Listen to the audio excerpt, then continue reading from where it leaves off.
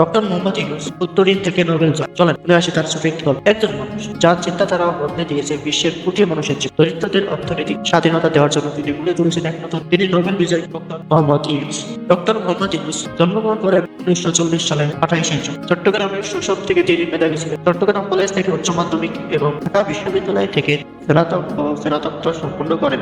পরবর্তীতে ফুলাইব্রেট স্কলারশিপ পেয়ে যুক্তরাষ্ট্রে ভ্যান্ডারবিল্ট বিদ্যালয়ে পিএইচডি অর্জন করেন। 1976 সালে তিনি প্রত্যক্ষ করলেন যে দরিদ্র মানুষের সামান্য মূলধনের অভাবে অর্থনীতির সুযোগ থেকে বঞ্চিত হচ্ছে।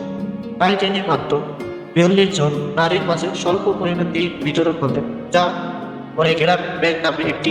ডক্টর ইউনূসের ক্ষুদ্র ঋণ মডেল শুধু বাংলাদেশে নয়, সারা বিশ্বে দারিদ্র বিমোচনের মডেল হয়ে উঠেছে। তার এই অসামান্য কাজের জন্য 2006 সালে তিনি এবং তার গ্রামীণ ব্যাংক যৌথভাবে নোবেল শান্তি পুরস্কার অর্জন করেন। তবে তার প্রতিষ্ঠান নিয়ে বিতর্ক কম হয়নি। সরকারি বিভিন্ন নীতির সঙ্গে সুপ্রশাসনিক ইস্যুর কারণে তিনি চ্যালেঞ্জের সম্মুখীন হন। তবে তার অবদানকে কেউ অস্বীকার করতে পারে না।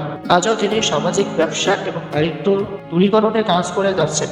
তার চিন্তা ও কর্ম প্রচেষ্টার ইউনূস শুধু একজন অর্থনৈতিক নন, তিনি লাখো মানুষের স্বপ্ন বাস্তবায়নের এক উজ্জ্বল প্রতীক।